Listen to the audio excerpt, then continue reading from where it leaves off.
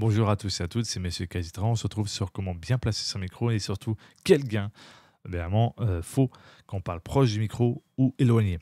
Par exemple, pour le Shure MV7 ou le Shure SM7B ou n'importe quel type de micro dynamique, généralement, ton as, ils sont comme ça, droit, comme ceci. Vous voyez?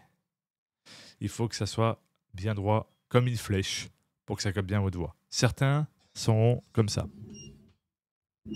Donc, d'où le fait qu'il y a une différence selon le micro que vous avez acheté.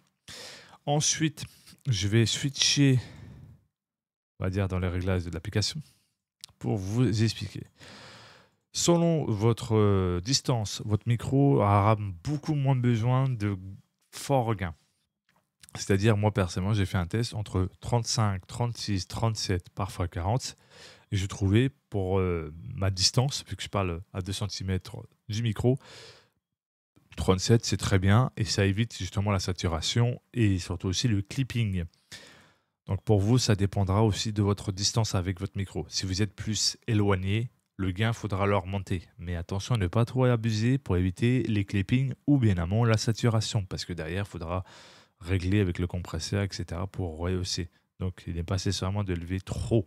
Donc pour quelqu'un qui parle à distance, je dirais ouais, entre 40 45, ça reste relativement propre, voire même 50, mais au-delà, je pense que ça sera horrible. Ensuite, ça dépend ce que vous avez.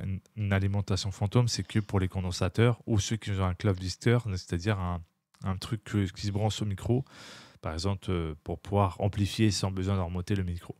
Donc, ça dépend en fonction. Donc, pour les condensateurs, généralement, c'est l'alimentation fantôme 48 volts à activer.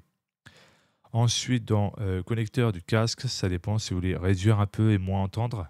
Moi, je l'ai mis à 0. Et si vous voulez entendre votre micro pour mieux en juger, vous pouvez mettre là. Et là, vous entendez bien avant votre retour un peu plus fort. Si vous voulez un équilibre, donc vous mettez entre 50% des deux côtés et ça sera propre. Le faible impédance, c'est pour les casques qui ont une très faible impédance. Comme vous voyez, activez cette fonctionnalité si vous possédez un casque faible impédance. Excusez-moi, je me suis rattrapé. Moi, j'ai un Bayern Dynamic 80 ohms, donc je n'ai pas besoin nécessairement d'activer le faible impédance puisque j'ai un casque qui est 80 impédance, donc très très bien. Le filtre coupe basse pour couper les bruits de fond, je crois d'ailleurs de bureau, un truc comme ça. Donc vous pouvez soit l'activer en 80 ohms par défaut, il me semble, ou soit 120 ohms selon votre goût. Clip guard pour éviter le clipping. Afficher le témoin pour voir sur votre carte son si vous avez clippé. Et verrouiller le gain du micro wave. En gros, si vous avez une carte son, vous avez branché votre Shure SM7B ou un MV7 ou autre, bah, faudra cocher cette case pour verrouiller et empêcher que les autres applications augmentent votre gain comme ça au calme sans que vous l'avez demandé la permission. Ensuite, bien important, ici, pour ajouter des effets, vous allez ici sur le obtenir d'autres effets, vous allez sur le l'écrou ici, effets, et vous faites analyser les dossiers. Une fois que c'est fait, vous pouvez aller revenir ici, ajouter vos effets. Et voilà, moi c'est fait. Donc là, j'ai réglé mon noise gate proprement et j'ai vu que c'est très bien. Ça coupe pas les fins de phrases, ça continue très bien et même en chuchotant, ça suit bien ma voix. Ensuite, l'EQ ou l'equalizer, ça dépend ce que vous voulez régler en fréquence. Ça, c'est le plus simple par rapport à d'autres où vraiment il faut trouver le juste milieu entre les petits graves, les gros graves, les médiums, les aigus. Voilà. Ça, c'est le preset de Harry qui a fait en gros pour tous les micros dynamiques. Après, vous pouvez mettre en podcast si vous voulez vraiment un côté podcast. Moi, personnellement, je trouve que cette option-là me plaît bien. Ensuite, dans compresseur, ça dépend de ce que vous voulez bien amont comme ratio. Soit vous voulez un côté naturel, donc vous mettez 2 pour 1, soit 4 pour 1 pour le côté podcast. Et si vous voulez vraiment une compression assez énorme, si vous créez beaucoup, 5 pour 1 ou 8 pour 1. Donc là, vous voyez que la compression est assez présentatif et ça change directement le ton. La sensibilité, c'est selon ce que vous voulez, hein, soit au certains seuils, si à moins 20 décibels c'est dépassé, le compresseur va s'activer. Ensuite, l'attaque, c'est comment ça va réagir. Et la release, le relâchement. Le make-up gain, c'est pour rehausser bien amont la voix puisqu'on compresse avec le compresseur. Donc moi, personnellement, j'ai testé à 2.0 décibels pour avoir 39 au total. Donc j'ai vu que ça ne sature pas et ça convient parfaitement.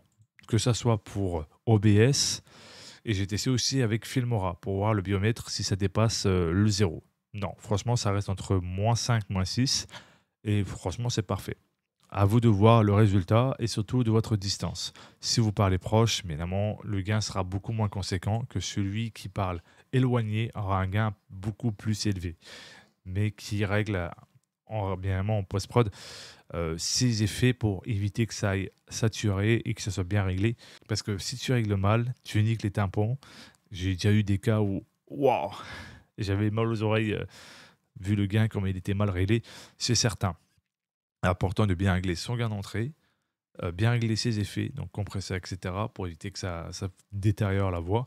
Et surtout, si vous avez une pièce sonorisée, en gros, si vous avez ce qu'il faut pour éviter tous les échos, ou sinon, si vous réglez bien évidemment le gain par rapport à si vous êtes entouré. Si vous avez un petit peu des meubles, etc., ça va un petit peu réduire l'écho et ça va être beaucoup moins horrible à l'oreille. Bien évidemment, règle bien le gain selon ta distance, règle bien tes effets compression, noise gate et ton equalizer pour éviter que ça détériore le micro. Il faut que, bien évidemment, la qualité soit comme tu l'as imaginé, mais ça fait pas tout aussi, surtout la pièce. Si vous n'avez pas de meubles, ça va faire des gros échos. Si vous avez un petit peu de meubles, ça va faire beaucoup moins d'échos. Si vous avez une pièce un peu comme les beatmakers ont, pour isoler les bruits de fond, vous pouvez en trouver pour pas trop cher sur Amazon ou demander des conseils entre vous. D'ailleurs, ça peut vous donner une idée pour rendre une bonne isolation en termes de bruit et ça évite justement éventuellement un son dégueulasse aussi. Donc ça à prendre en compte. Après, je dis ça avec passion et j'essaie de vous aider au mieux. Après, si d'autres ont d'autres conseils, n'hésitez pas à en partager dans les commentaires avec le plus grand des respects. On n'est pas là pour se juger, on est là pour apprendre tous ensemble dans l'audiovisuel et aussi éventuellement aussi dans l'informatique ou tout autre style de passion. Le respect est le plus important pour garder tout simplement un esprit sain dans la communauté. En tout cas, merci à tous d'avoir regardé cette vidéo. N'oubliez pas de vous abonner, de mettre un pouce bleu, d'activer la cloche de notification et de partager. C'était M. Kaletra. Ciao, bye bye.